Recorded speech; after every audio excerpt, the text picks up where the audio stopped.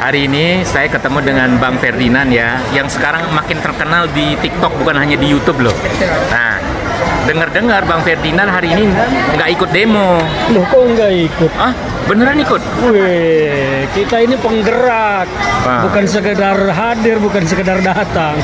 Ya ceritanya gimana nih kalau memang beneran demo, apa yang terjadi? Ya, tadi kita itu di DPR berupaya untuk menyampaikan aspirasi ya. Dan yang paling seru sebetulnya bukan di pagar depan, tetapi di pagar belakang karena pagarnya dirobohkan. Anak-anak Trisakti keren.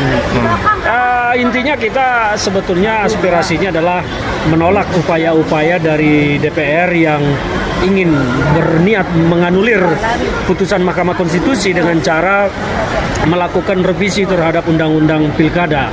Ini alasan DPR bahwa mereka punya hak legislasi sebagai DPR RI.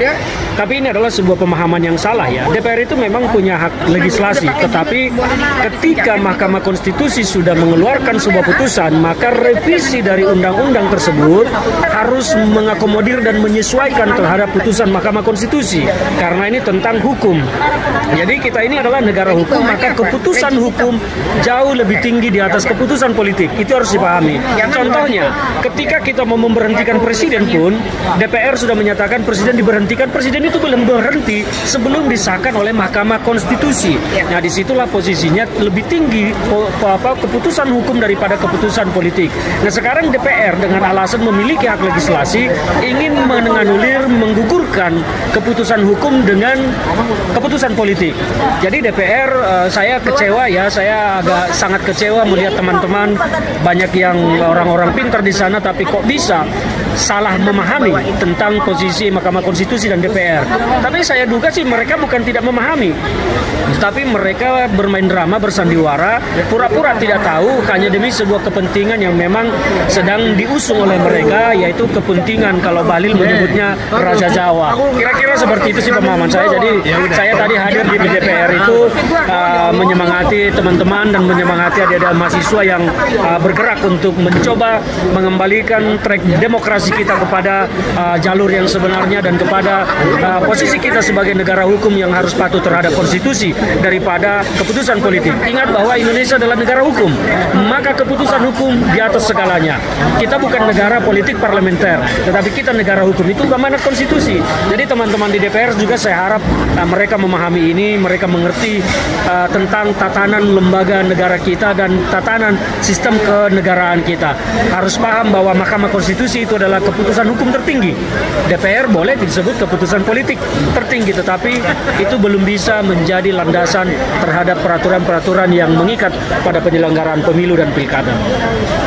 Nah, sekarang kan mahasiswa udah bergerak, guru besar udah bergerak kan begitu. Para seniman juga ikut nih bergerak nih. Bagaimana Bang Ferdinand menanggapi kenapa banyak sekali yang ikut elemen masyarakat kita nih, yang dari sipil ini? Ya, bagi saya kesimpulannya adalah satu, bahwa DPR RI itu sekarang tidak lagi bisa disebut sebagai Dewan Perwakilan Rakyat, karena ternyata aspirasi rakyat berbeda dengan apa yang mereka suarakan di gedung Senayan itu, di gedung DPR. Dan suara rakyat nyatanya adalah apa yang ada di jalanan tadi, itulah suara rakyat. Dan DPR sekarang tidak lagi kita bisa sebut perwakilan rakyat karena ternyata suara mereka berbeda dengan suara rakyat. Dan ini adalah sebuah cerminan bahwa apa yang terjadi selama ini di negara kita, masyarakat cenderung diam dengan perilaku-perilaku buruk dari DPR maupun kekuasaan.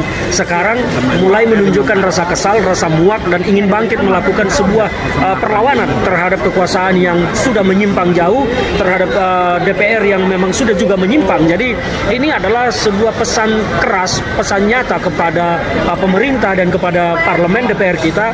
Jangan main-main dengan kekuatan rakyat, karena ini eskalasinya secara nasional. Saya lihat di banyak daerah, saya pantau hari ini turun serentak di beberapa kota besar, jadi eskalasinya nasional.